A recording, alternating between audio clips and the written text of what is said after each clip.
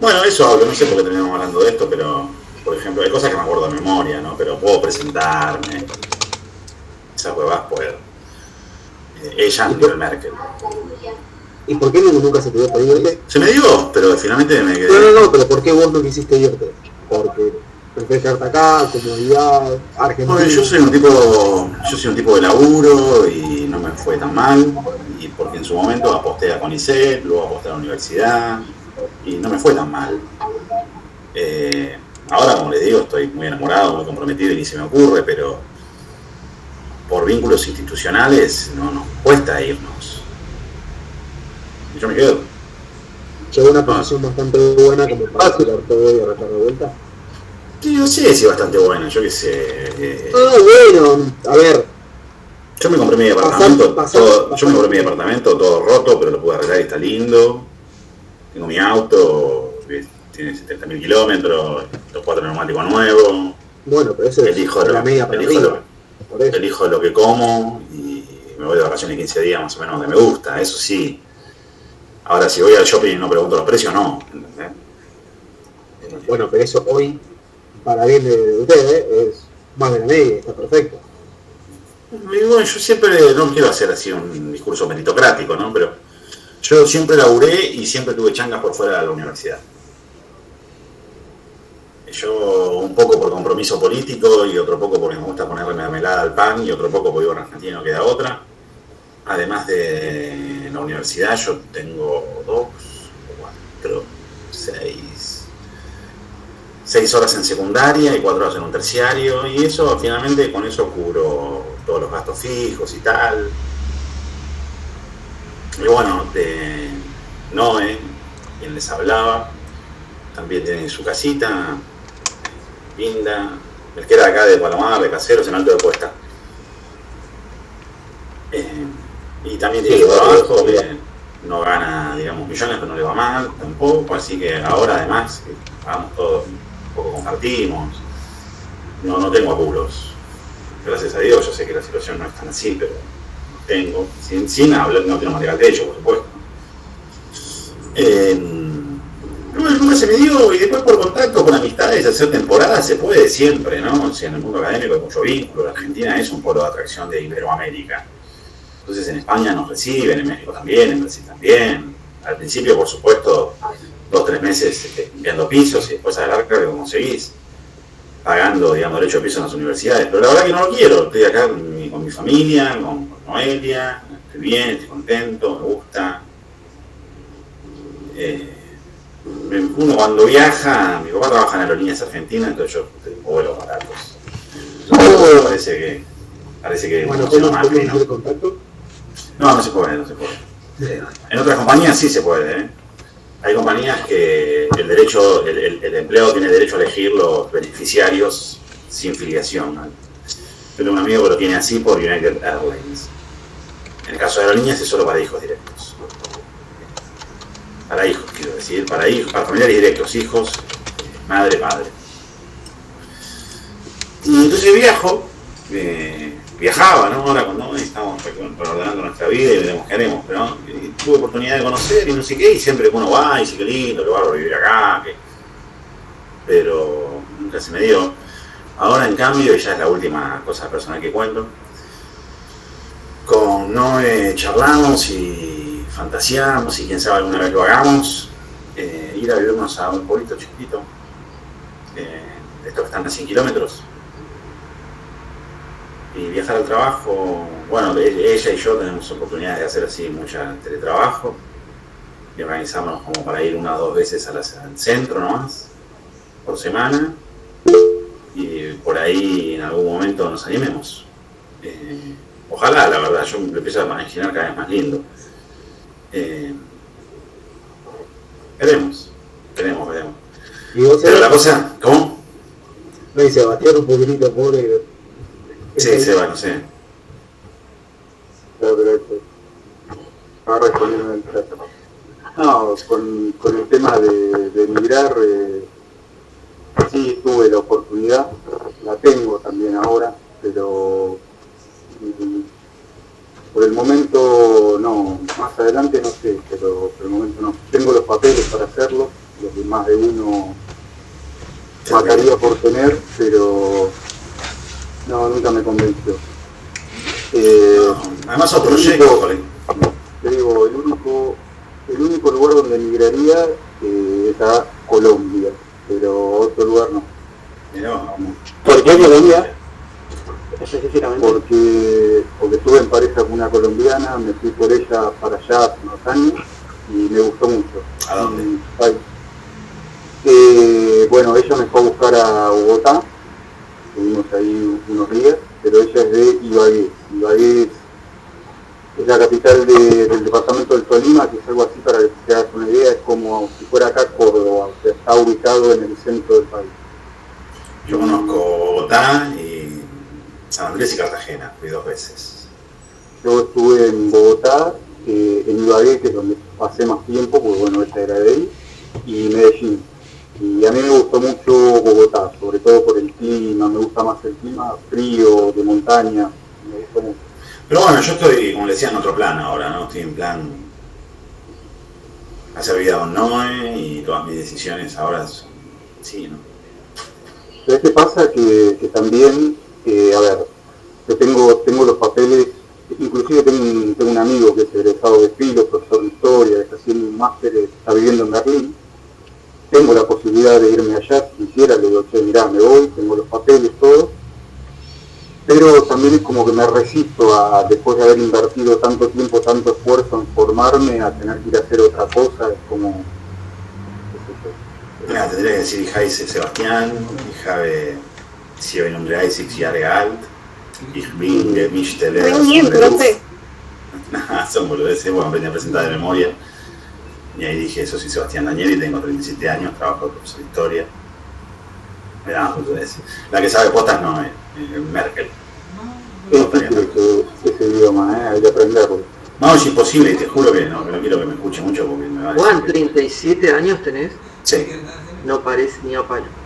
parezco más, siempre que parezco menos. No, parece No, menos. Uf, ¿cuánto? 33. Bueno, Las mentiras hacen llorar al niño Dios. Sí, eso lo voy a decir a Ana, porque es más chica que yo, le voy a decir parezco 33. No, bueno, ella a nivel posta. Esto no es para subir nota, esto es en serio. Posta que eso impresiona. Uno cuando escucha al alemán seriamente, decide esto es imposible. Es como el ruso, ¿no? No en comparación de leer, porque digo de lo difícil que es para el oído. Miren, y lo último que digo antes de historia, estoy hablando sin saber también, tendría que llamarla a Noé y preguntarle. El problema son las declinaciones. Porque nosotros tenemos el artículo definido e indefinido, y después tenemos lo, las, y se acabó, ¿se entiende? Que no cambia tanto. En alemán, cada palabra tiene un artículo. Arrancá que son 3 o 2, y a partir de ahí después declina, depende si es acusativo, nominativo, ponerse un quilombo. Y el ruso tiene todavía más. Entonces llega un momento que, bueno, por ejemplo, Noé lo tiene incorporado en su cabeza, creo que ya es examen natural, pero para un burro como yo, al final no te queda otra que cuando te aprendes la palabra, también tenés que aprender el artículo, ¿se entiende? Y el otro problema que yo tenía, por ejemplo, es que vos de chico, porque nosotros somos medio de una generación que tuvo acceso al cine y todo eso, vos sabés, yo qué sé, que chicken es pollo, kitchen es cocina, yo qué sé.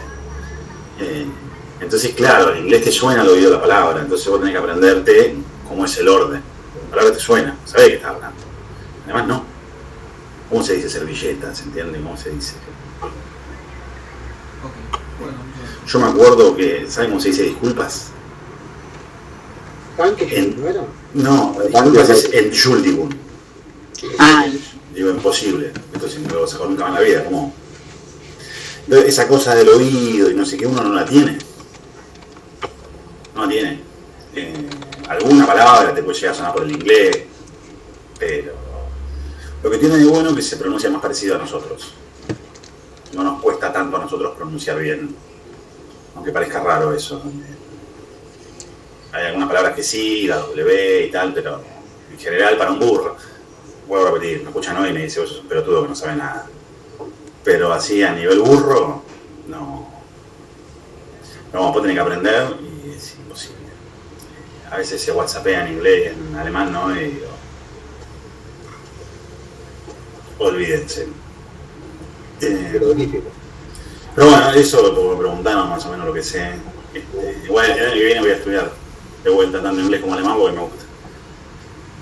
Bueno, jóvenes, todo bien, igual la charla ayuda a relajar, pero lo importante es explicar un poco la historia económica argentina y en esta etapa también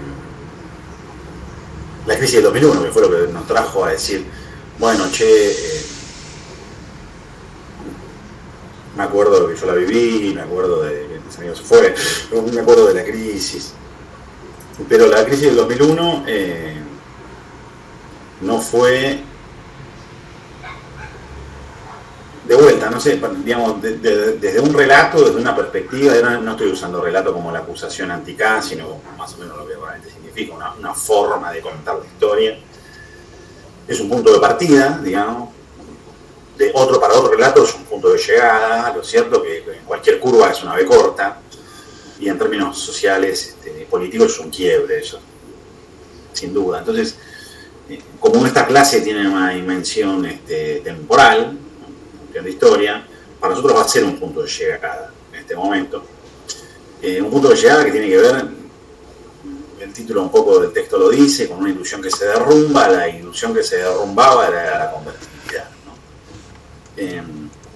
No es la primera experiencia de convertibilidad, la Argentina ustedes ya la conocen, pero cuando uno piensa en dos momentos de la historia de una convertibilidad sostenida en el tiempo, bueno, aparece la etapa del predominio de la caja de conversión, de 1901 a 1913, y la etapa menemista, del 91 a poco más que el menemismo, que fue el 2001, que quizás en realidad fue 2002, porque el abandono formal fue 2002, aunque de 2001 en adelante, en términos reales, la convertibilidad ya no operaba más.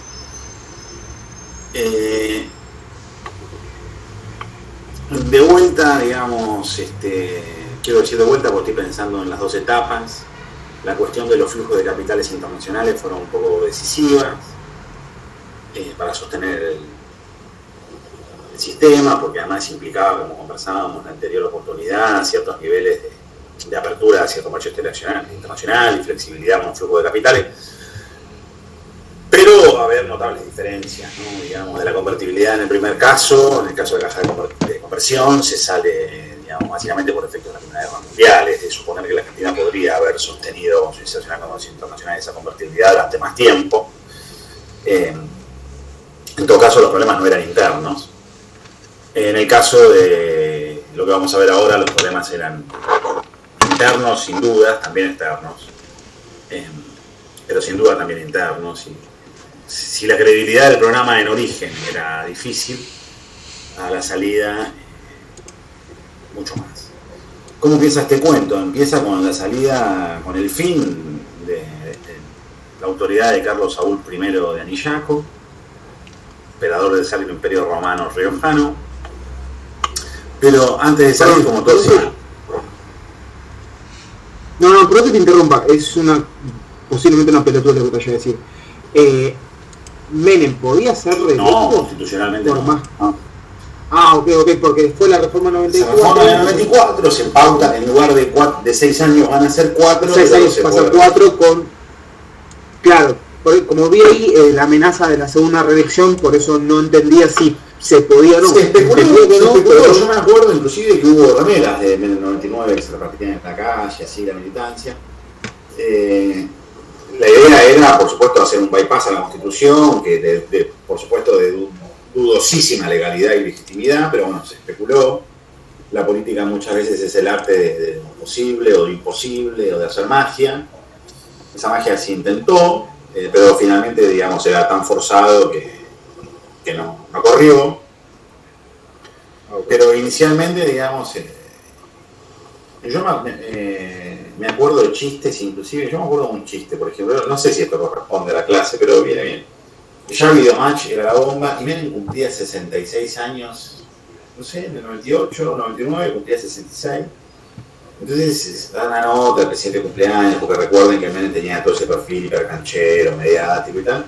Y entonces el chiste era, presidente, dé vuelta a las velitas, entonces 66 a 99. Eso circuló hasta que finalmente dejó de correr, ¿no? Podría haber pasado, pero no pasó. Venía del tiempo, yo me acuerdo con Cristina, cuando fue 2011-2012, que el chiste era que tengan unas felices fiestas, unas re felices fiestas, algo así. Sí. Por eso es que me sonaba de ahí. No me acuerdo ahora, claro, recién estaba como viendo un poco de política y mucho por ahí, pero me acuerdo de la re felices fiestas o algo así. Más venido el tiempo, ¿no? Claramente.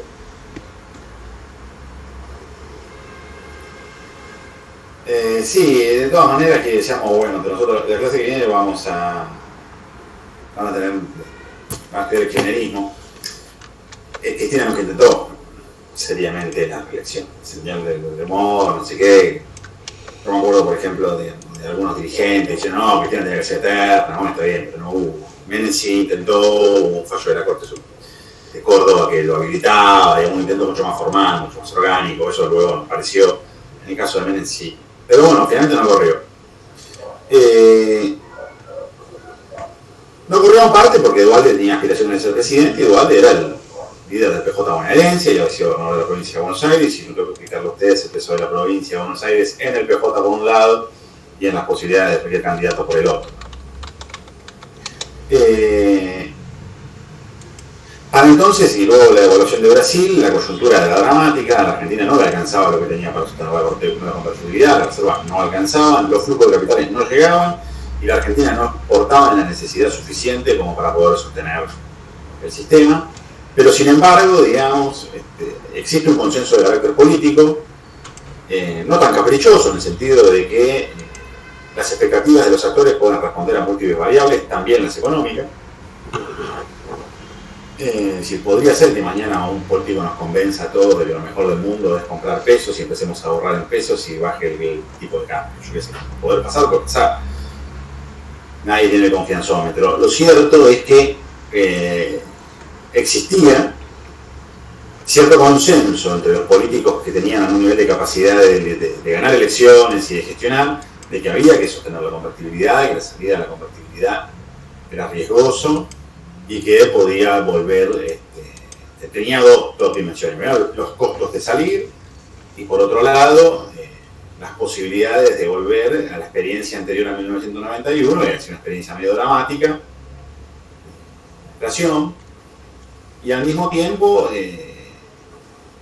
existía, digamos, tanto en el universo empresarial, pero también en el universo asalariado, se habían atado, o buena parte de las carteras, pero también de las deudas de las familias, al dólar, ¿no? El caso, por ejemplo, de los créditos hipotecarios a 30 años en dólares fue una de las variables por las cuales Menem ganó la elección en el 2005.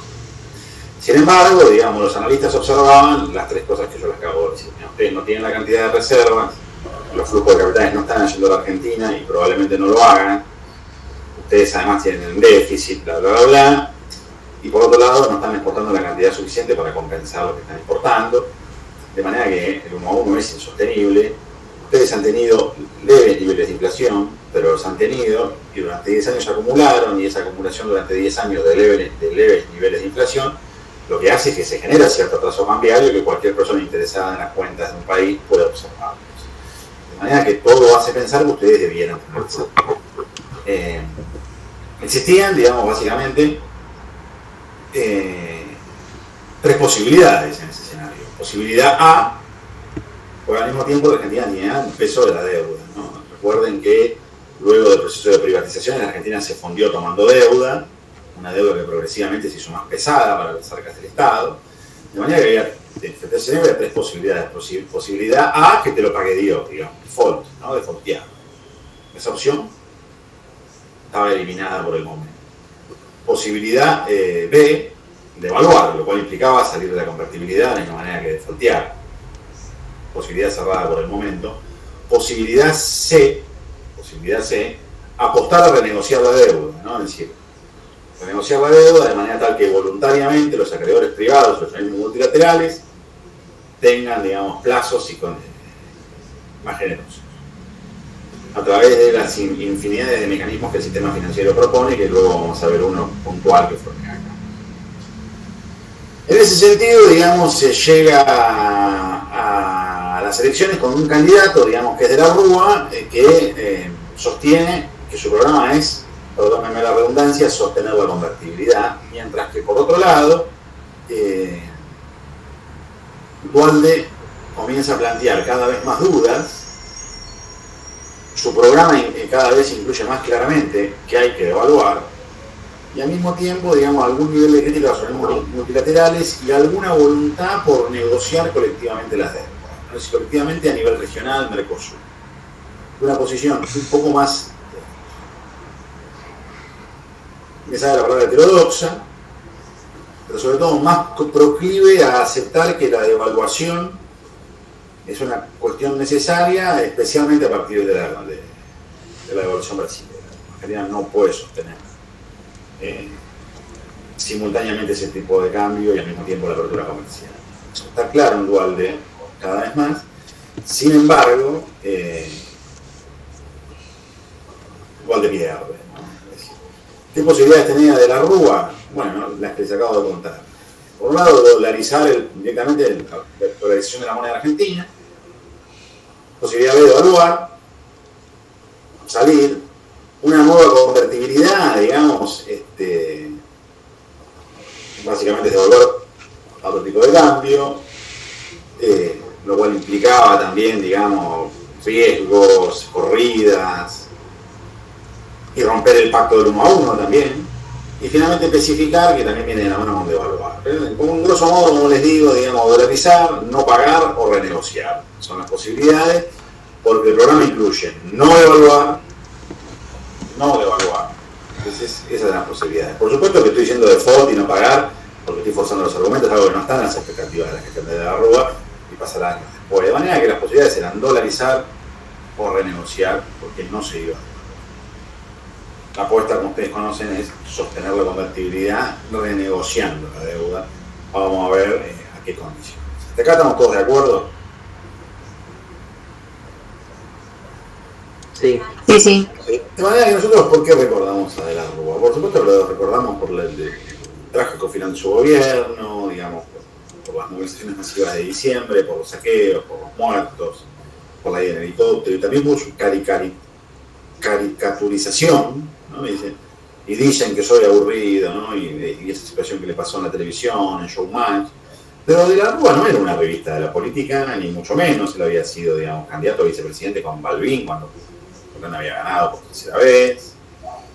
Para la coyuntura ya era jefe de gobierno de la ciudad de Buenos Aires, digamos, un cargo que, por ejemplo, también le permitió a Macri, fue el primero De la Rúa, de hecho, si no me equivoco, electo. ¿Qué pasa? ¿De jefe de gobierno a presidente? Claro, él es candidato como jefe de gobierno de la ciudad. Yo me acuerdo que fue el primer jefe de gobierno. Sí, electo sí, porque hasta la reforma constitucional la capital federal tenía menos autonomía, por lo tanto el intendente de la ciudad lo designaba al ejecutivo. Bueno, de manera que De la Rúa no es ninguna revista, ni mucho menos, un dirigente orgánico del Partido Radical, un partido que hasta entonces había sido la segunda fuerza del país. Unos años antes había habido una decisión de militantes peronistas y radicales y progresistas de distintas extracciones que habían conformado una primera alianza que luego quedó en la nada, pero que finalmente de ahí salió una agrupación llamada Frepaso, que había llevado como candidato a Octavio Bordón y a Chacho Álvarez como vicepresidente, y que le había ido relativamente bien, había sacado 30 y pico % de los votos en contra de Menem, de manera que el Frepaso se había instalado como una fuerza, digamos, de gravitación. Entre el 95 y el 99 los acuerdos políticos se crea definitivamente lo que conocemos como la alianza, que incluían a los radicales y a estas agrupaciones. La alianza va a tener unas internas muy publicitadas. Quien compite con De la Rúa en la interna era Graciela Fernández Mejide, ¿no? Seba, si yo no recuerdo mal. Sí, creo que sí. De la Rúa gana esas internas y la fórmula finalmente va a estar compuesta por De la Rúa y Chacho Álvarez. Chacho Álvarez es de gremio, ¿no, Seba? Sí. ¿Chacho Álvarez cómo? Es del gremio. ¿En qué sentido? Parece que es profe de historia ese chaval. ¿En serio? No, recién me entero, mira. Habría que googlearlo, pero creo que es profe de historia ese chaval. ¿En serio? ¿Qué loco? Tomarlo con...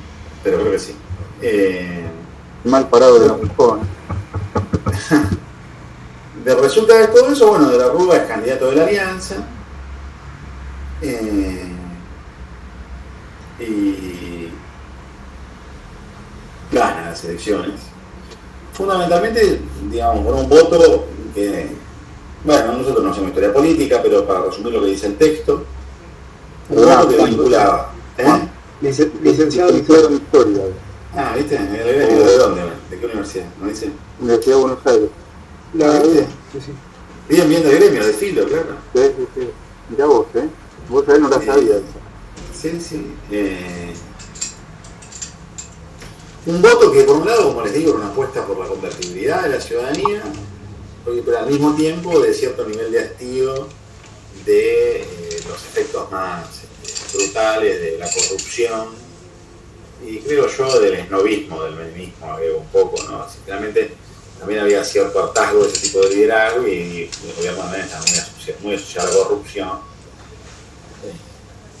La combinación de esos dos elementos, más lo que habrá aportado también, digamos, la convicción propia por esa alianza, que hace que la Rúa gane, pero es una, y acá no es menor, digamos, sobre todo por los avatares de la alianza, es una alianza política, no es un partido, es un frente,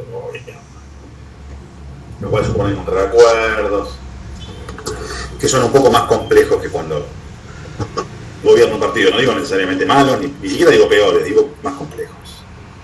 Acá estamos todos de acuerdo, no creo que haya ninguna. El nuevo gobierno, digamos, sorpresivamente en el gabinete tiene 5 ministros de Economía, perdón, 5 economistas. Uno siempre le recuerda y algunas cosas y decir, mirá vos, López Murphy, candidato de gobierno de la ciudad, ministro de Defensa, que luego fue ministro de Economía, López Murphy. No había durado muy poco en el cargo por un ajuste que no, bueno, sí, claro. Eso fue, pero fue posterior, como 15 días, yo te digo una semana más o menos. Yo dije 15, pero creía que era 11. En todo caso, bueno, es que... Yo pensé una semana, pero era como decir, es lo que yo estoy escuchando ahora de grande. Me acuerdo chico si no, vamos a contar, anunció un ajuste que era insostenible. Ese ajuste, digamos, se lo llevó puesto. A resultados puestos con el corralito, López Murphy, digamos, que había pasado al ostracismo, digamos, después de su renuncia, fue, digamos, una cara potable para cierto electorado que extrañaba la estabilidad de la convertibilidad, bajo el supuesto de si me hubieran hecho caso, esto no hubiera pasado. En todo caso, eso es contrafáctico, pero lo cierto es que el gobierno de la Rúa estaba López Murphy y también estaba Patricia Bullrich, ¿no? Fue la ministra de Trabajo que recortó el 13% de los salarios. Patricia Bullrich, digamos. Bueno, Patricia Bullrich, ustedes conocen. En todo caso, en la composición inicial del gabinete, porque Patricia Bullrich llegó después, en la composición inicial del gabinete hubo un predominio de economistas, lo cual de alguna manera, digamos, anunciaba las prioridades del gobierno. Cierto abordaje relativamente técnico de la complejidad del problema social. El objetivo general de la política económica es no devaluar, lo cual supone necesariamente buscar una reestructuración voluntaria de la deuda externa porque, digamos, no se podía pagar. Vuelvo a repetir, los flujos de capital se habían cortado, la Argentina, digamos, había vendido sus activos, había privatizado sus empresas y al mismo tiempo sus exportaciones no permitían sostener el tipo. Para reestructurar voluntariamente esa deuda, yo puedo creer mucho, pero del otro lado hay uno, ¿no? Yo le puedo decir a Noé, no me te amo con toda mi alma, pero si Noé me dice, mirá, por de carajo, estoy un poco frito. También pueden parecer cosas menos dramáticas, como uno hace una oferta y del otro lado hay alguien que escucha y pide condiciones, ¿no? Cuando vos estás con la soga al cuello y vas a pedir condiciones, del otro lado te dicen, bueno, a ver, digamos, ¿qué tenés para ofrecer? Entonces yo te voy a pagar, le decía, pero ¿cómo me va a pagar si no me podés pagar ahora y por eso estás acá sentado? Si yo me pudieras pagar, no estaríamos acá sentados. Vos no me podés pagar. De manera que algo de tu orientación económica tenés que cambiar, pues porque si no, no estarías aquí sentado.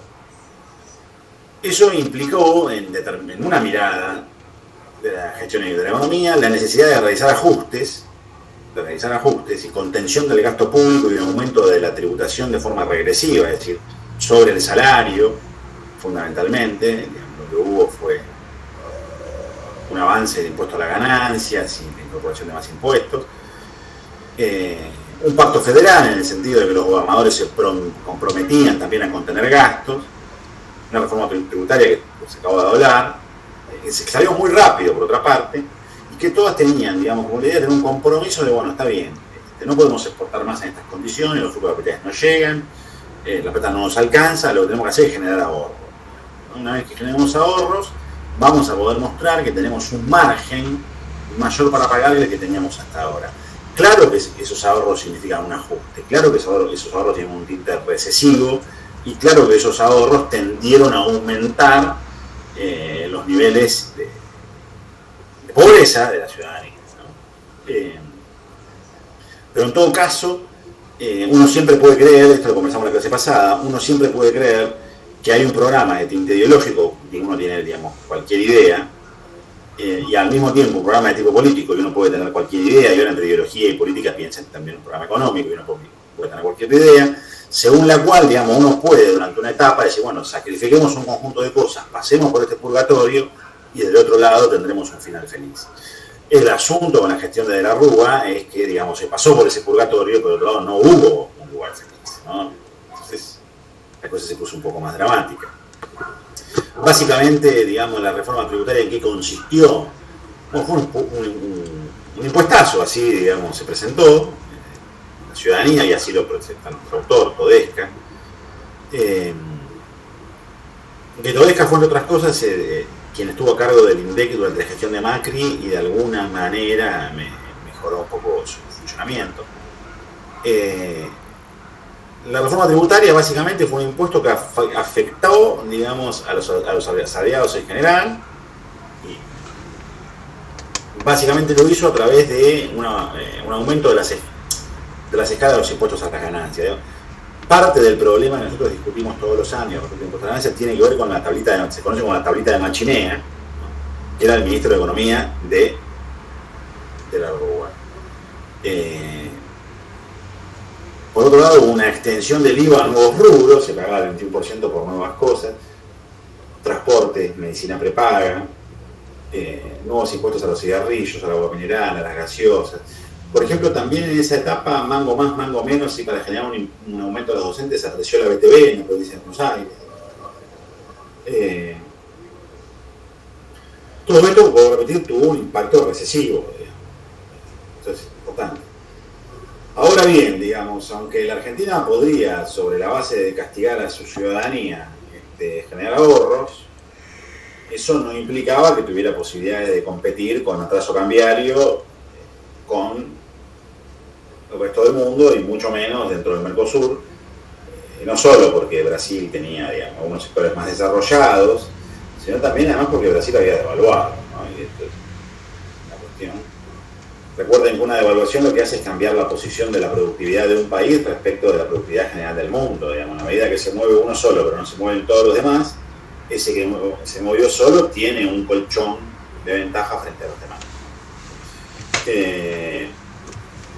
Por supuesto, digamos que distintos sectores, sobre todo los sectores productivos, empresariales, las cámaras industriales, comenzamos a tener cada vez una posición mucho más combativa respecto a la gestión de la Rúa, ni que hablar de los sindicatos que progresivamente se lanzaron cada vez más y más a huelgas,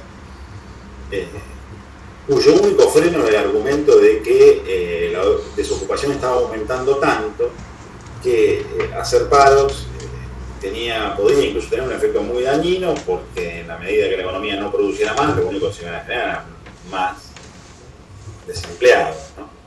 Pero lo cierto es que esos paros existieron.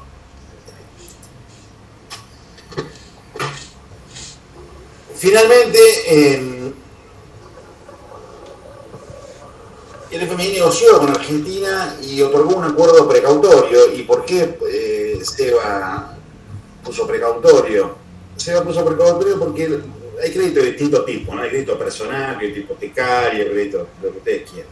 y también el FMI también tiene líneas de crédito distintas. Una de esas fueron los créditos precautorios, que por otra parte eran una originalidad en el FMI, se habían creado en la segunda mitad de los 90.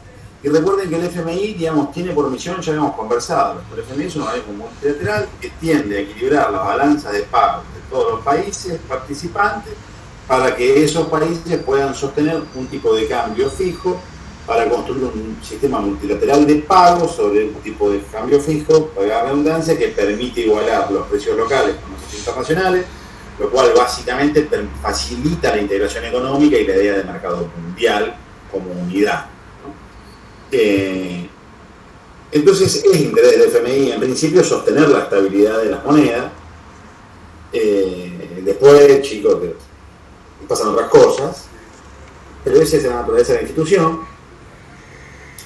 La Argentina estaba en problemas y el FMI va a apostar por un tipo de crédito precautorio que incluía la idea, en primer lugar, que no se depositaba, sino que había disponibilidad de ese dinero en la medida que se requiriera, y en segundo lugar, que se accedían a más facilidades en la medida que se pudiera identificar que los problemas monetarios de los países que los pidieran respondieran más a efectos contagios en un contexto de apertura.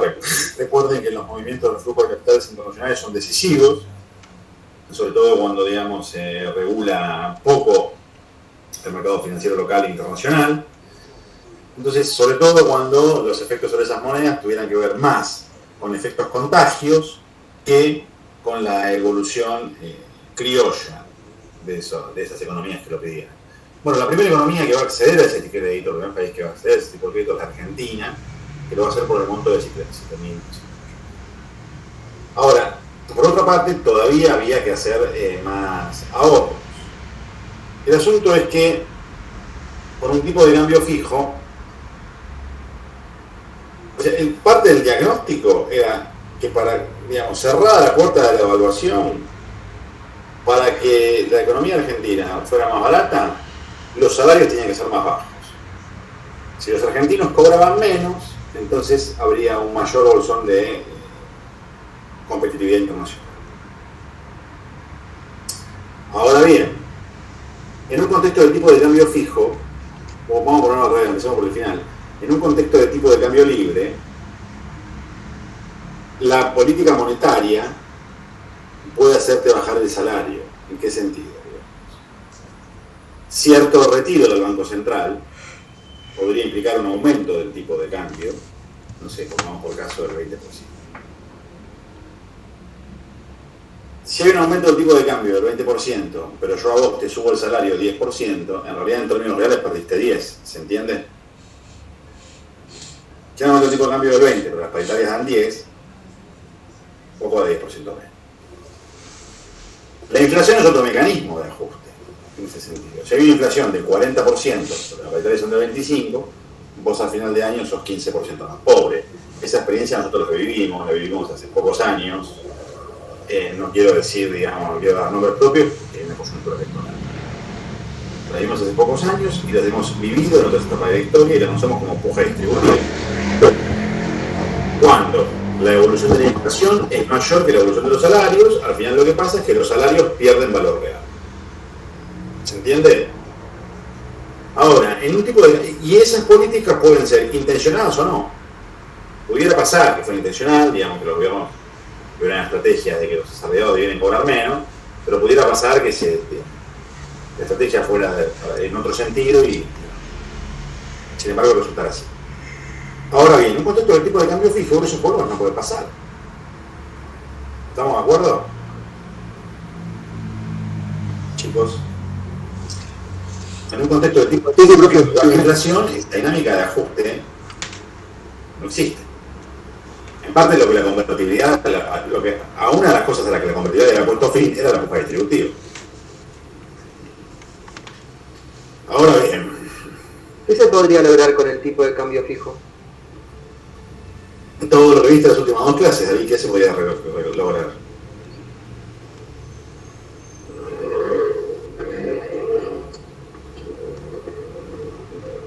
¿Qué se podía lograr, chicos? Bajar la inflación. Básicamente estabilidad y previsibilidad. En el Bajar corto esa plazo.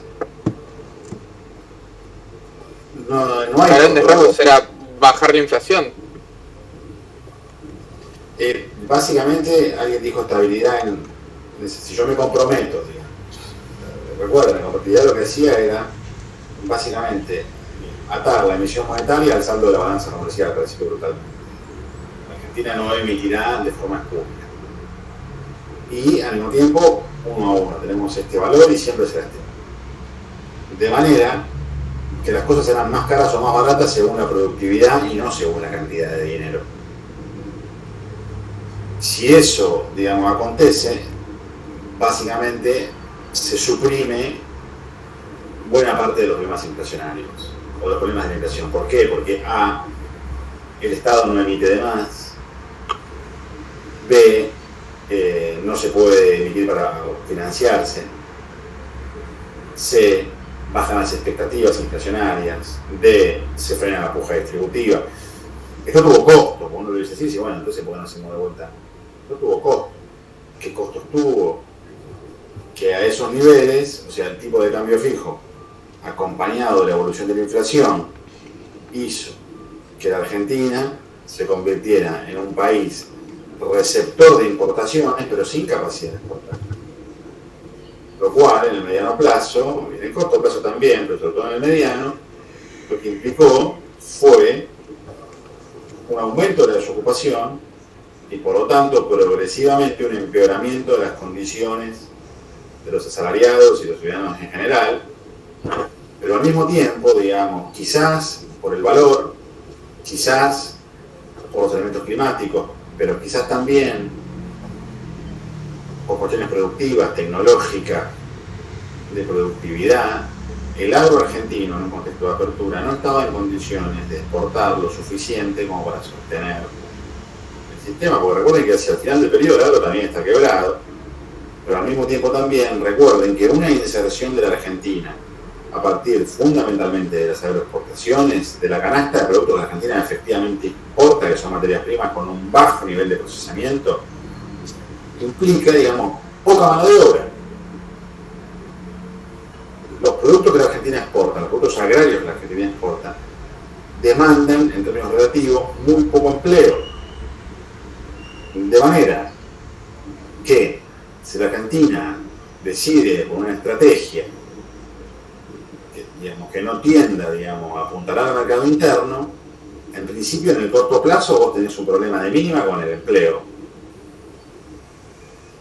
Que en el largo plazo vaya uno a saber qué pasará, porque vuelvo a repetir, digamos, siempre puede existir la convicción honesta de yo elijo por esta estrategia, en el medio va a haber una serie de ajustes, y esos ajustes por supuesto van a ser costosos en términos sociales, pero al final del camino tendremos tantos dólares que podremos empezar a poner fábricas de punta de distintas cosas. Bueno, podría pasar, la experiencia histórica indica que hasta aquí no ha pasado, pero podría pasar. Ahora, volviendo para atrás, respecto de ¿por qué se bajaron los salarios? ¿Por qué se bajaron los salarios por ley? Porque lo que pasa es que se bajaron los salarios por ley.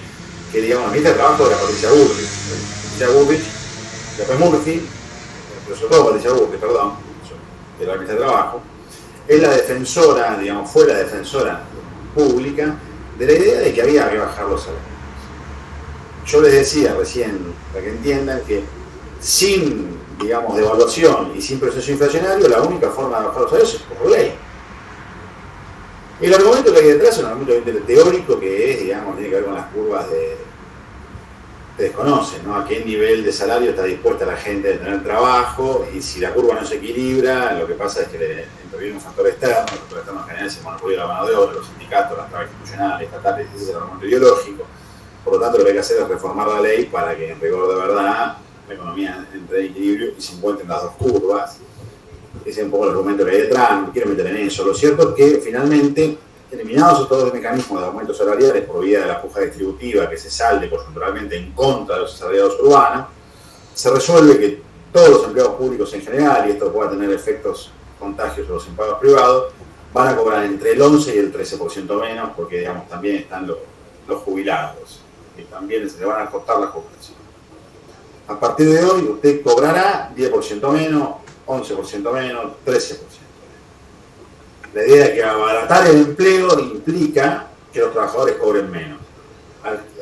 como los trabajadores cobran menos, entonces ese producto gana el mismo porcentaje, el impacto que tiene el salario en el costo final del producto. Lo que se baje del salario hará que en términos relativos ese impacto, el mismo impacto sobre el costo, entonces el producto ese será más barato internacionalmente, mejor vendido, ¿no? Ese argumento, se bajaron los salarios, digamos, siguen empeorando las condiciones sociales. Sobre esto también, digamos, una reforma general, se plantea una reforma laboral de carácter general, que básicamente flexibiliza el empleo, digamos, la idea de que parte del problema de la desocupación no eran las condiciones estructurales de la economía solamente, sino también, digamos, las trabas institucionales que las normativas legales ponen en la relación empleado-empleador, y que los empleados, sobre todo, digamos, tenían una serie de beneficios mayores a los que una economía moderna y productiva internacionalmente debiera tener, y que al mismo tiempo esas instituciones hacían que los ajustes fueran menos dinámicos de lo que y veloces de lo que se esperaría por una economía moderna. Lo cierto es que los trabajadores pierden derechos, digamos, y que al mismo tiempo, porque inclusive se intentó avanzar hasta sobre el régimen de indemnizaciones, ¿no? Es decir, la idea de que, bueno, usted, cuando yo tengo derecho a, cuando uno es echado, cuánto tiene que cobrar, cuánto no, esto es caro. La idea de que la mano de obra en Argentina era cara y que ese era el problema, es lo que está circulando en este periodo. Y la reforma laboral efectivamente finalmente va a aprobarse, pero se va a aprobar, hay veces que las victorias son victorias pírricas, ¿no? Es decir, los gobiernos cuando ajustan, cuando pasa una ley de ajuste, el problema es que después la tienen que aplicar, ¿no? Y que a los 2 años hay elecciones. ¿Se entiende? Entonces, acontecen 2 cosas. En primer lugar, que se descubre, a partir de una denuncia, que esa ley fue aprobada a partir de varios procesos de corrupción. Varios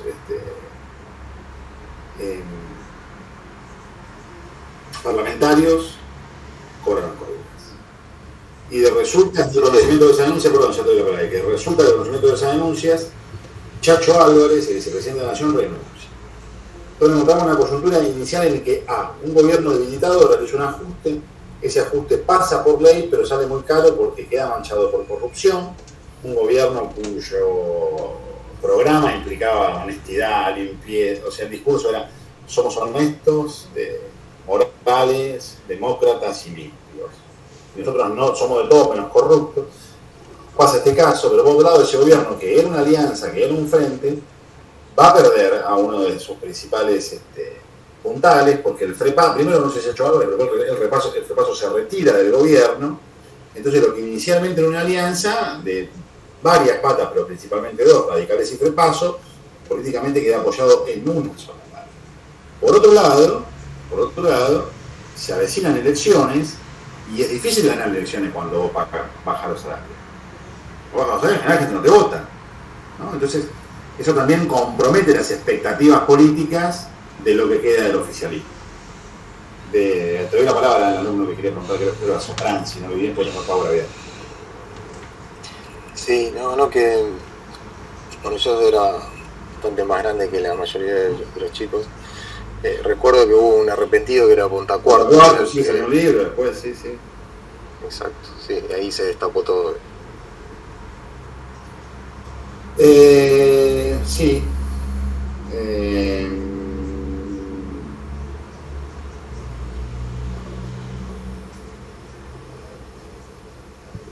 Bueno, pero se aprobó la ley, se aprobaron las 2, se bajaron los salarios por decreto y se aprueba la reforma laboral. Luego de eso, digamos, hecho estos ahorros, y estoy entrecomillando, ¿no? Y aumento de la pobreza, la desocupación, retracción de consumo, digamos, tormenta perfecta para un panorama recesivo, ¿no? Pero el gobierno muestra credenciales que dicen, miren, nosotros estamos haciendo ahorros, venimos acá a renegociar. Y efectivamente, en diciembre del año 2000, de la Rúa hace cadena nacional en la que dice: qué lindo que es dar buenas noticias. Hacia Banca. Y anuncia el blindaje. Que era básicamente un préstamo que incluía, digamos, cambio de bonos y aplazamiento de deuda, por el equivalente a 40.000 millones de dólares prestados por organismos multilaterales y bancos internacionales. La idea era que con estos nuevos recursos, más con la cierta liberalización, flexibilización de las tasas de pago y los plazos, el gobierno estaría más libre y por lo tanto podría destinar recursos a otros sectores, idealmente desarrollo de infraestructura para que la Argentina aumente su productividad y al mismo tiempo tuviera capacidad para pagar.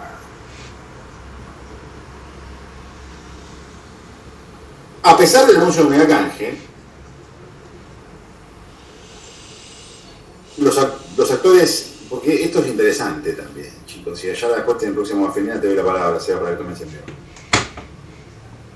Uno dice capitalismo, dice finanzas. Por supuesto, el capitalismo existe, las finanzas también, pero voy a hacer un juego de palabras con un objetivo pedagógico y no existe el capitalismo, chicos. Lo que existe son capitalistas. O sea, no existe el capitalismo, es una cosa. Bueno, es una relación social, vamos a ser justos. Pero digamos, para los que no creen que es una relación social y creen que es una cosa, esa cosa tiene un dueño. Vos no charlás con el capital, ¿no? Porque se escucha mucho en la televisión.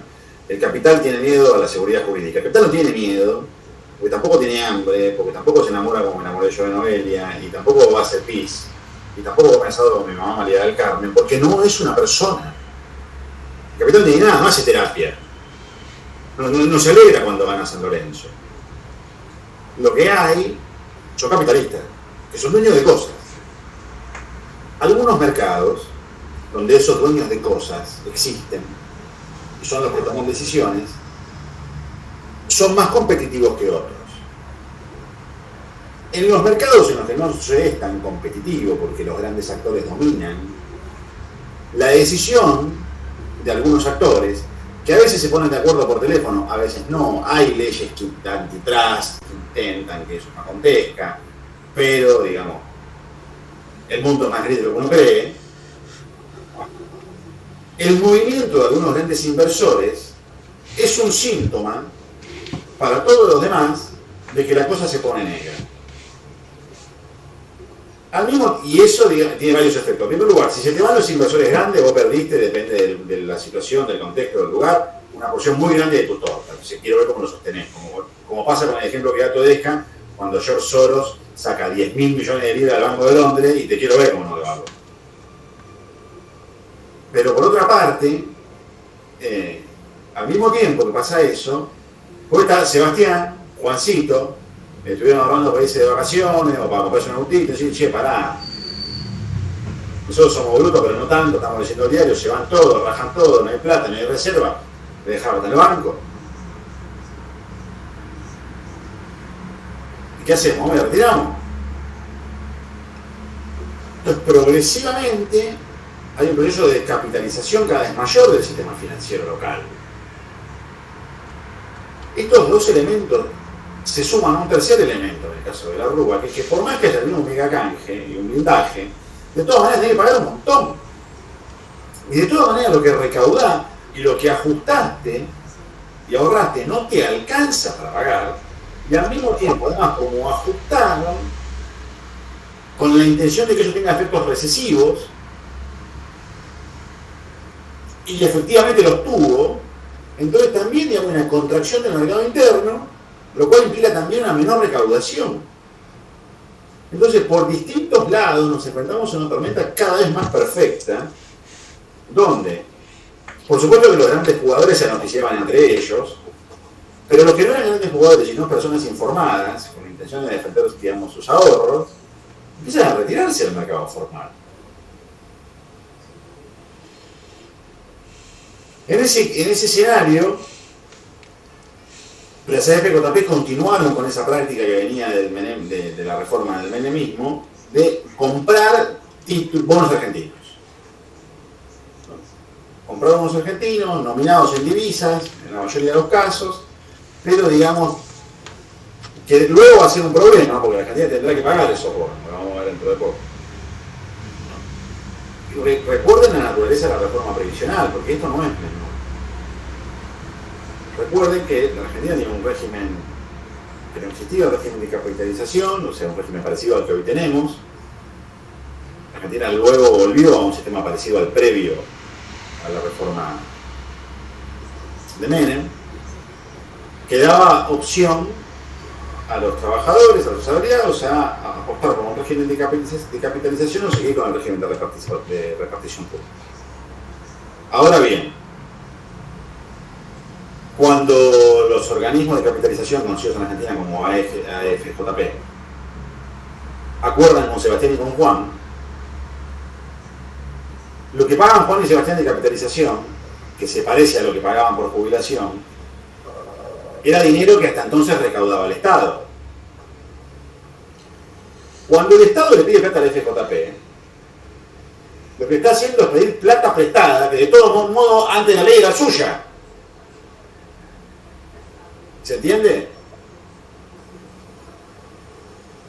Sí, Entonces, bueno, bien. Se quedó sin caja.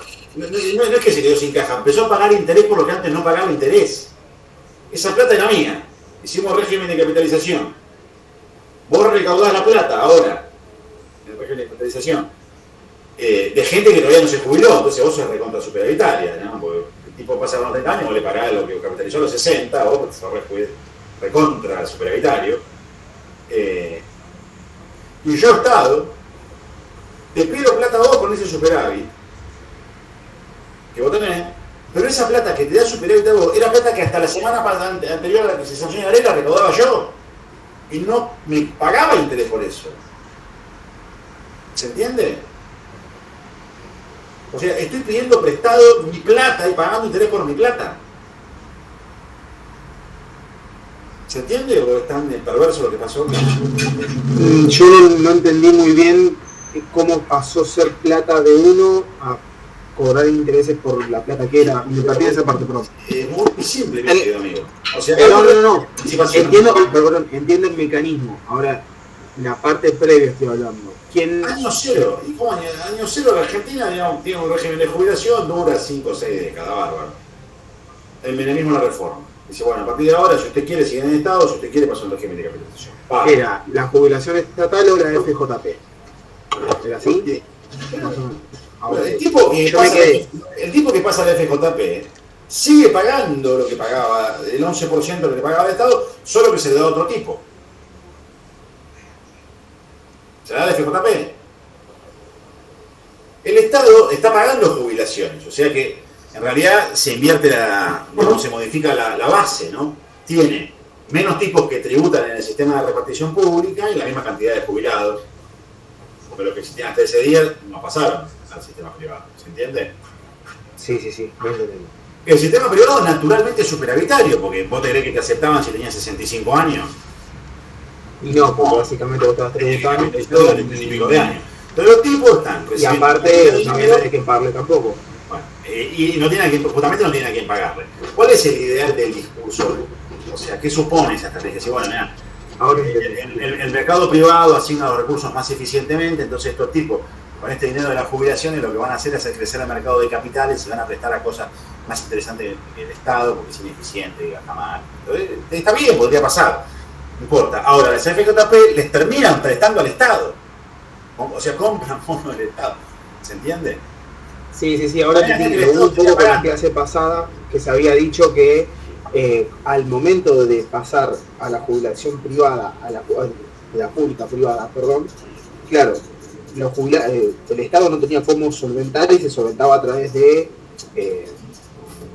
deuda, etcétera. Sí, ahora me acuerdo un poco de lo que se había hablado.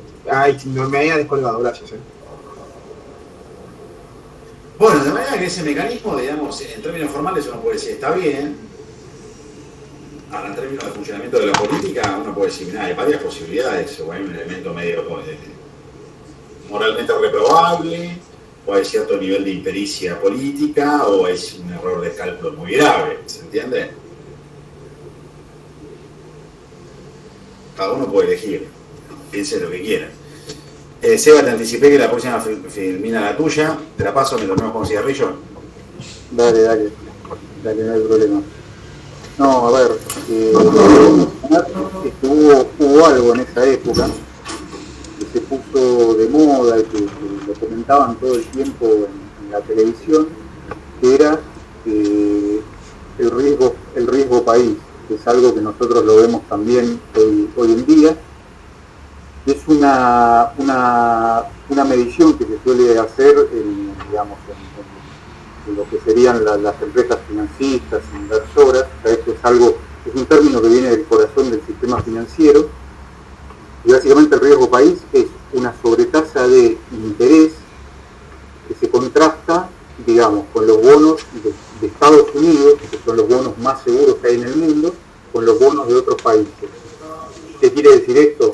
Que, por ejemplo, si los bonos de deuda de Estados Unidos pagan un 3%, y los bonos de Argentina, o supongamos el riesgo país de Argentina es de 1000 puntos, significa que Argentina los bonos tienen que pagar un 10% y se le suma el 3% de los bonos estadounidenses, que es contra los cuales se contrastan, con lo cual Argentina, cuando tiene que vender un bono o ir a pedir capitales al exterior, le van a cobrar un 13%. ¿Por qué?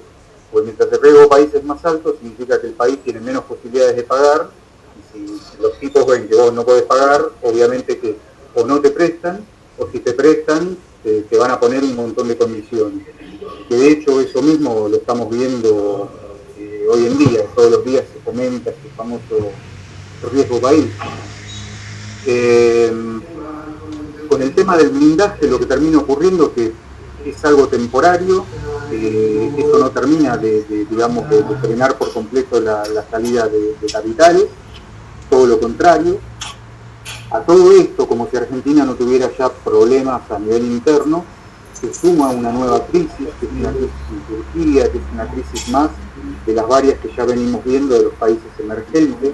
Es decir, cuando se producía una corrida contra una moneda local en un país emergente, era, digamos, la señal de alarma no solo para que los capitalistas retiraran el dinero del país que tenía la crisis, sino del resto de los países emergentes. Y si pasaba eso, lo que terminaba sucediendo es que a nivel internacional era cada vez más difícil conseguir dinero prestado, por lo que les acabo de decir antes, que el sistema era muy instable.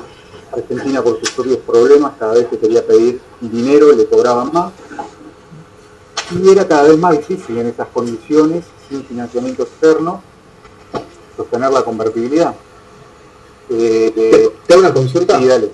Me quedó una duda. ¿El mega canje y el blindaje es lo mismo? ¿Son dos métodos diferentes? No, son dos cosas distintas. Perfecto. El blindaje es una negociación. Era la toma de deuda de 440 millones. No. El blindaje fue una negociación que hizo el gobierno con diferentes entidades, fundamentalmente del exterior. Ahí te explico, Fabián, dame un segundo. El blindaje fue una negociación que se hizo con diferentes instituciones del exterior, por ejemplo FMI, Banco Mundial, Gobierno de España, participaron las AFJP también, donde juntaron un monto de dinero, 40.000 millones de dólares, justamente para qué significa blindaje, para blindar las reservas del Banco Central argentino. ¿Por qué? Porque Argentina se estaba quedando sin reservas.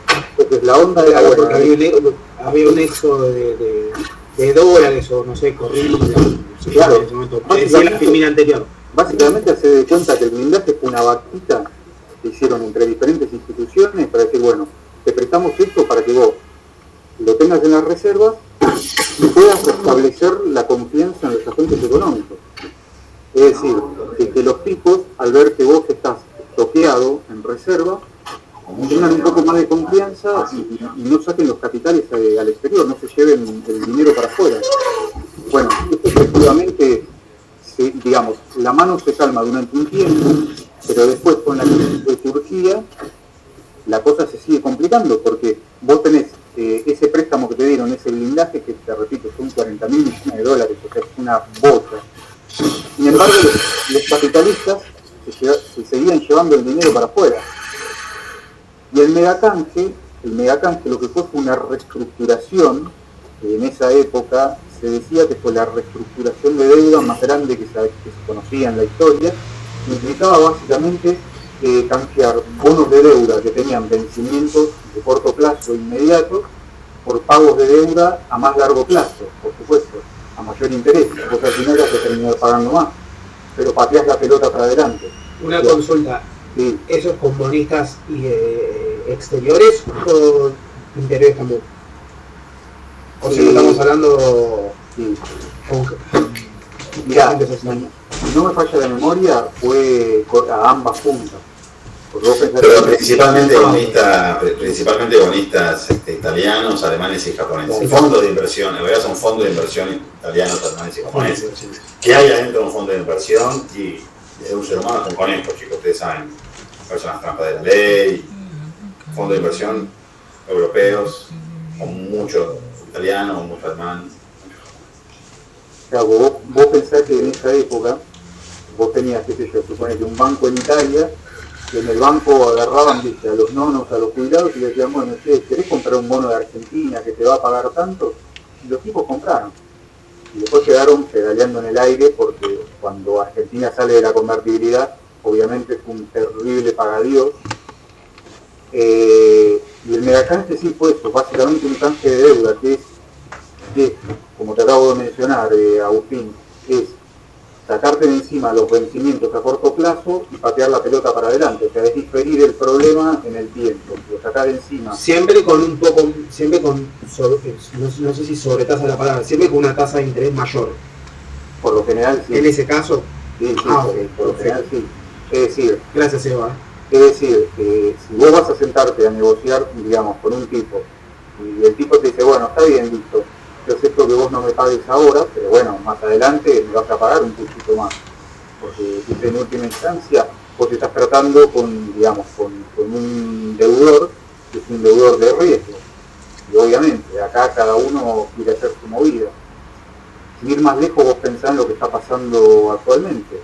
¿Qué es lo que se está intentando negociar ahora con el FMI? Y básicamente, flaco, no me cobres ahora, cobrame más adelante. Sí. Cobrame más adelante. Básicamente es eso, o sea, se está tratando de renegociar. Lo que pasa es que el megacanje, la palabra mega, está dando a entender que fue una renegociación, pero monumental. Por eso es que se decía que era el canje hasta ese momento de deuda más grande que se había dado o que se conocía hasta ese entonces.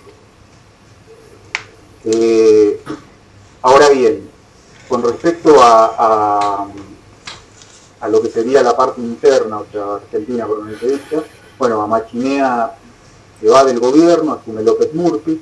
Ya había mencionado Juan algo de que López Murphy lo que hizo fue básicamente tratar de implementar un ajuste, que era recortar salarios de los docentes universitarios, crear empleados públicos, privatizar lo que quedaba de empresas públicas, etcétera, etcétera, porque básicamente lo que había que hacer era seguir achicando con la esperanza de seguir ahorrando, pero mientras vos más achicás, la economía profundiza más su recesión y terminás recaudando menos, básicamente.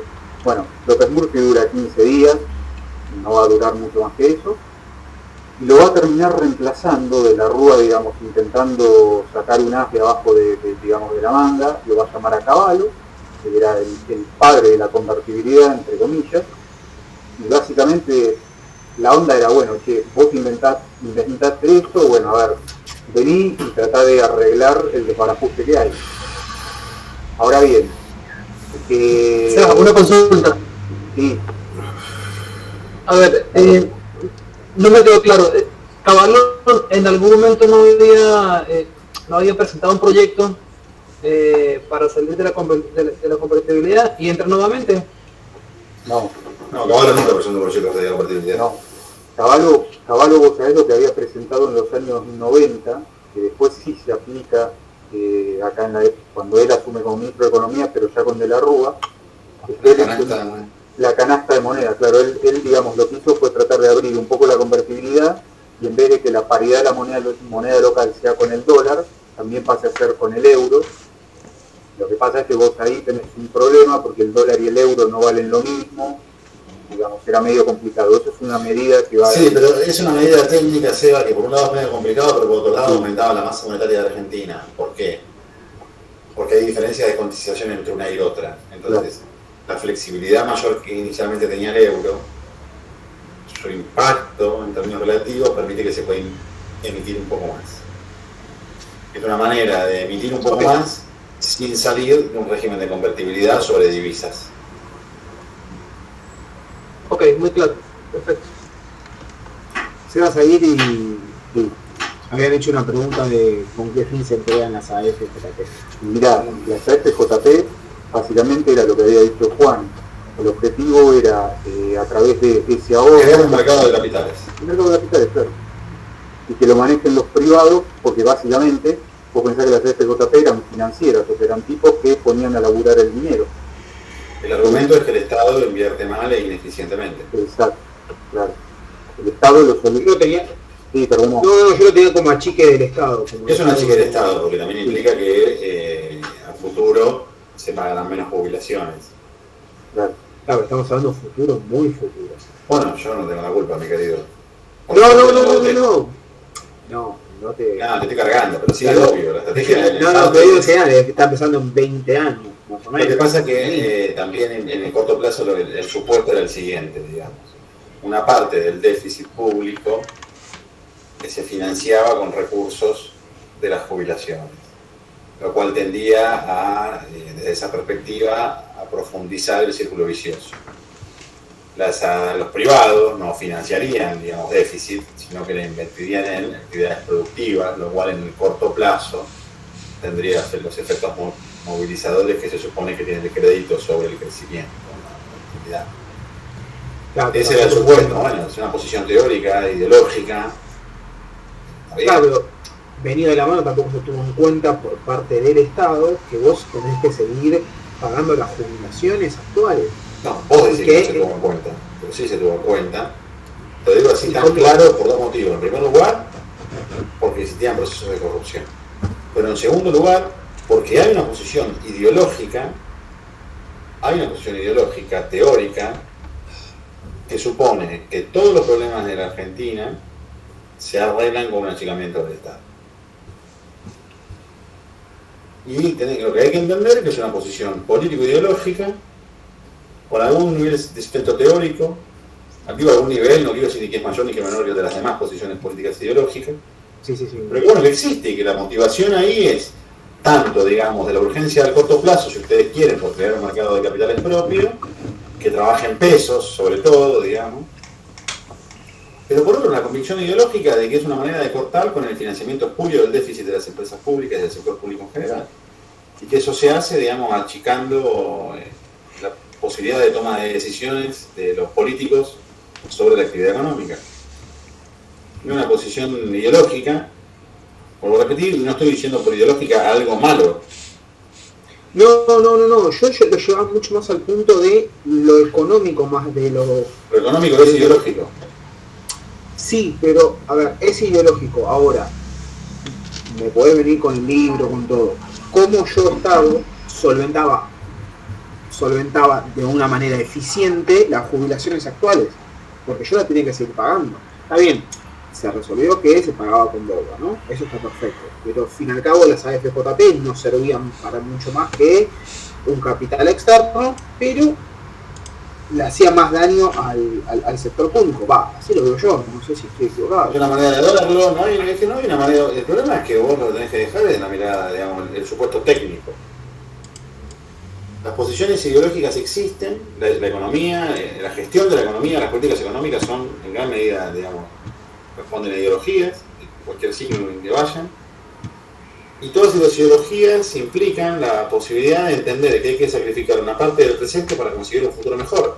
En el corto plazo, desde esa perspectiva, era un problema, pero en el largo plazo, si se creaba el mercado de capitales en pesos, a lo mejor la cosa empezaba a cambiar. Esa es la apuesta sale mal.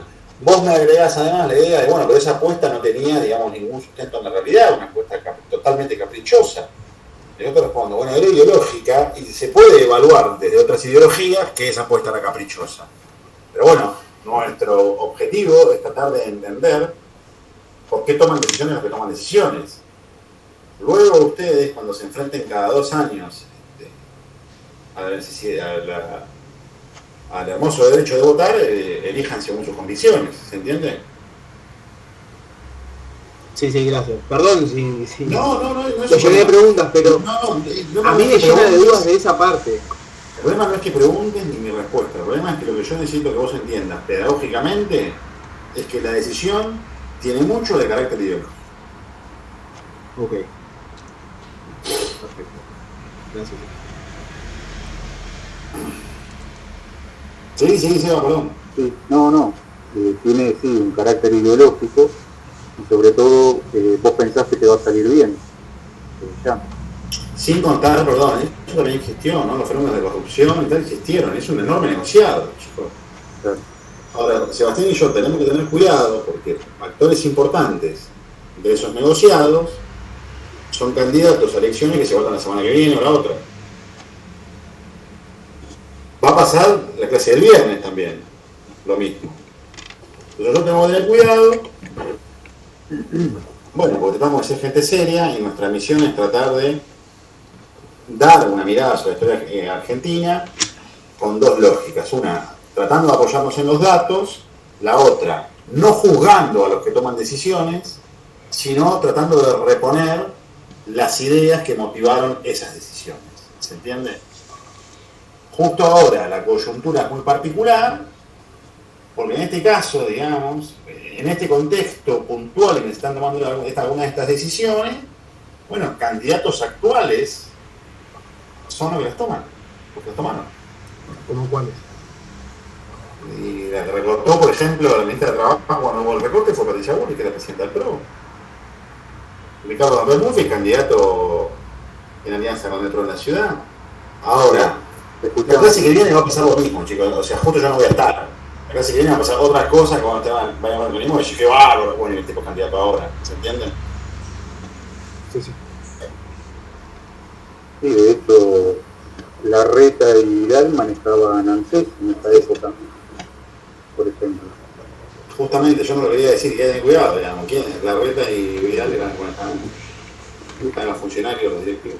No, está perfecto, ¿no? Es nombrar después cada uno, como vos bien decías, Sí, no bueno, tanto de la acción, sino que se pone el nombre de los actores de ese momento. Pero queremos tener cuidado por 2 motivos. Por un lado, porque una cosa es lo que dicen los profesores y otra cosa es lo que entienden los alumnos. Y eso es normal, digamos, ¿no? Eso pasa en cualquier clase. Luego de eso, además viene el teléfono descompuesto. ¿Se entiende? Entonces la semana que viene se vota, la coyuntura es muy particular, nosotros lo que hicimos, simplemente lo queremos mostrar algunos datos y luego tratar de entender las ideas que motivaron la toma de decisiones. Y después ustedes, digamos, que se voten o quieran votar. Lo importante, que es una cosa que dijimos en la clase pasada, en los anteriores vuelos lo dijimos, es que ustedes también tienen que entender, digamos, que hay derecho a defender todas las ideologías. Hay derecho no solo político, no solo democrático, que tan solo por eso alcanzaría y sobraría, sino también epistemológico. Uno tiene derecho a ser liberal y puede encontrar epistemológicamente muchas inconsistencias en la mente. Uno tiene derecho a ser marxista y también puede encontrar muchas inconsistencias en Marx. O sea, hay un momento en que los actores que se dedican a la política toman la decisión de defender un conjunto de ideologías. Hay otro momento donde los votantes también toman esa decisión. Nosotros no tenemos un cientificómetro, no existe eso, la ciencia no lo ha desarrollado, según la cual nos pueda medir, si usted tiene 3% de ideología, 4% de otra y 70% de la otra, y como se demostró que el 70% es falso, usted está 70% equivocado. No lo tenemos. Hay derecho a ser liberal, hay derecho a ser marxista, hay derecho a ser peronista, hay derecho a ser radical, hay derecho político, hay derecho democrático, hay derecho ideológico y hay derecho científico.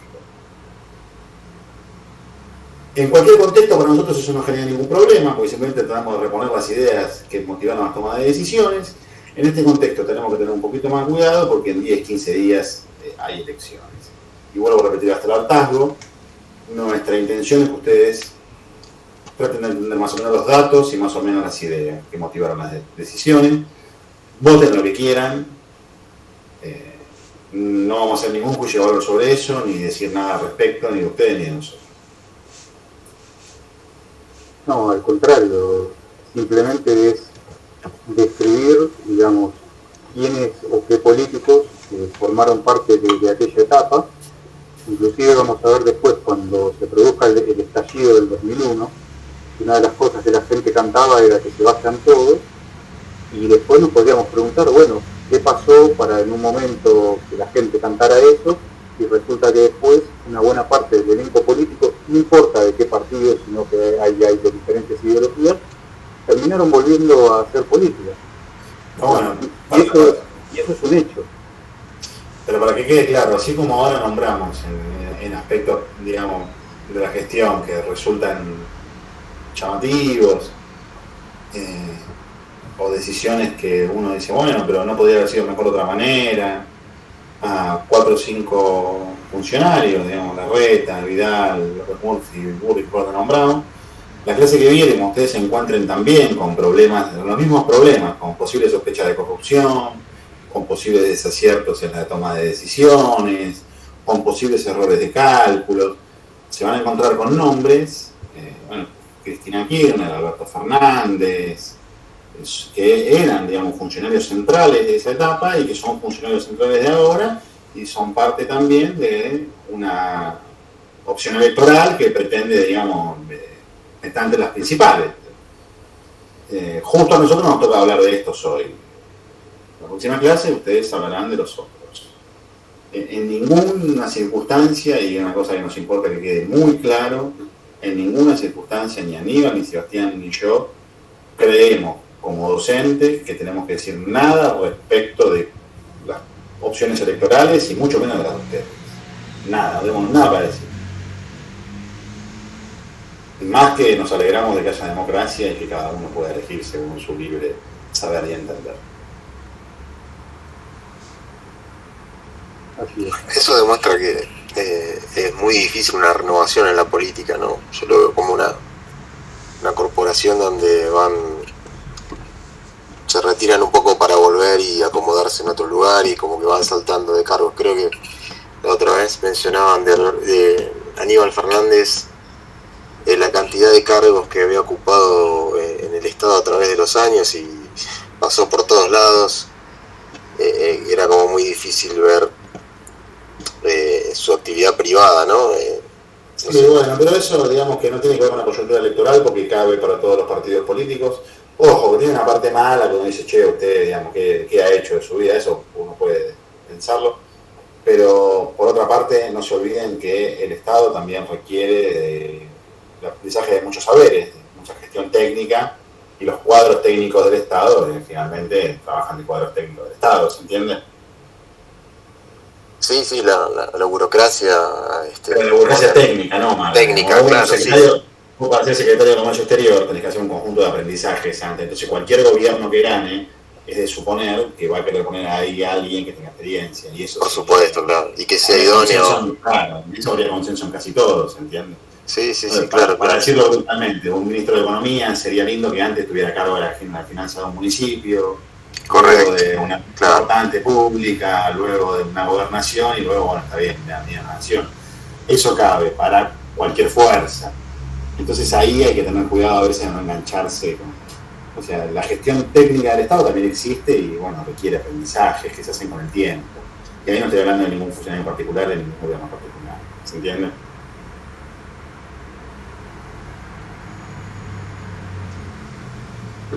Sí, no, perdón, que te corté, seguí. Si querés, pasala a la filmina, Bueno, nos habíamos quedado con Cavallo, básicamente Cavallo, que había sido el creador del régimen de convertibilidad,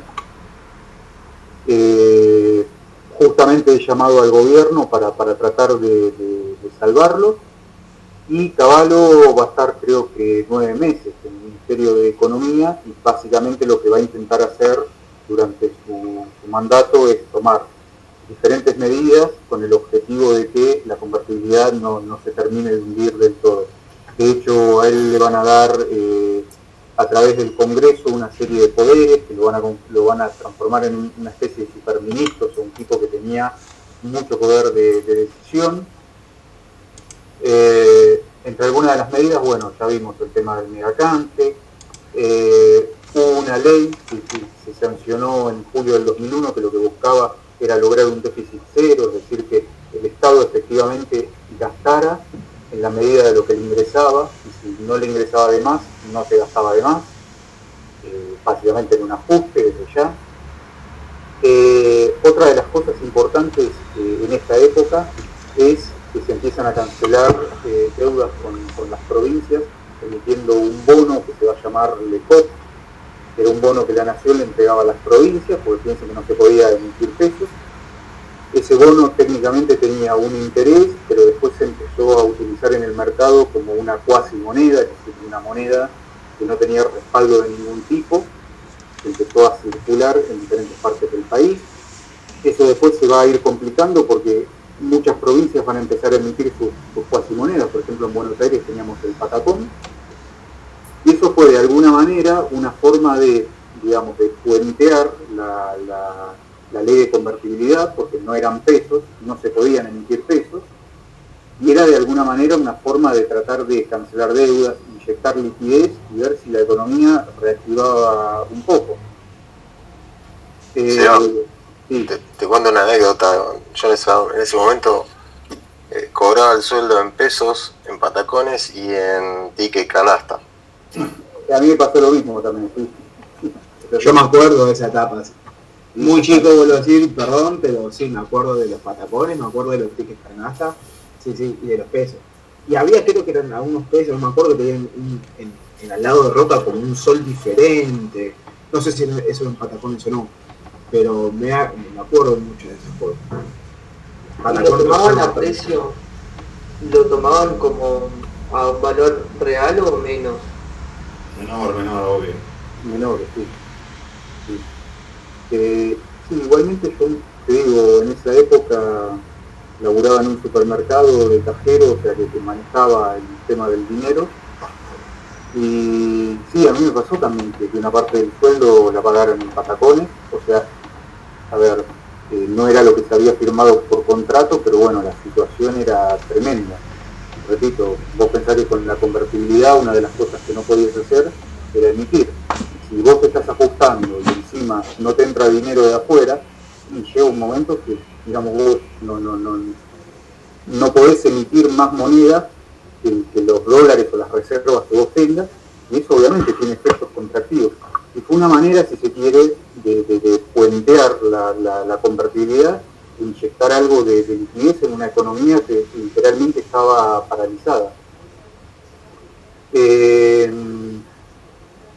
En ese contexto hay algunas medidas, como por ejemplo acá dice, la ley de intangibilidad, lo que básicamente decía era, lo que se buscaba impedir era cualquier medida que se adoptara sobre prohibirle a los depositantes que pudieran retirar libremente sus depósitos. Que digamos, no tenía sentido porque ya la ley lo garantizaba, ¿no? Entonces, imagínense que sacar esa ley era... Sí, lo que pasa es que yo creo que eso más que jugar a favor, jugó en contra, porque si a vos te están recordando o te están sacando una ley que a vos, digamos, te dice que no vas a tener drama en sacar tus depósitos, es porque efectivamente vas a tener problemas en algún momento, me da la impresión. En octubre de ese año se hacen elecciones de medio término, en ese contexto tan tremendo en donde ya se estaba prácticamente terminando de armar lo que era una bomba de relojería, la alianza pierde, con lo cual si ya la alianza venía vacía de poder desde la renuncia de Chacho Álvarez, desde la salida del prepaso del gobierno, una vez que López Murphy quiso implementar su ajuste, definitivamente de la Rúa no solo iba a estar aburrido, sino que estaba cada vez más solo que Adán en el Día de la Madre. Y finalmente, a fines de noviembre de ese año 2001, va a haber una corrida bancaria. Eso va a implicar que no solo los grandes, los grandes agentes económicos, sino también los ahorristas, se empiezan a golpear en los bancos para poder retirar los depósitos, y se va a implementar lo que se conoció como corralito, que fue básicamente inmovilizar los depósitos de los ahorristas en el sistema bancario. Es decir, si vos tenías, no sé, $10.000 en el banco y los querías ir a retirar, no se podía, Y lo único que se podía hacer era con una tarjeta de crédito o de débito retirar 250 pesos por semana, nada más. Lo cual lo que hizo fue incentivar a la gente a abrir diferentes cuentas corrientes o cajas de ahorro para poder retirar mayor cantidad de, digamos, del dinero que ya tenían depositado en el banco. De hecho, el autor habla de que se abrieron unas 1000 cuentas corrientes así en un par de semanas.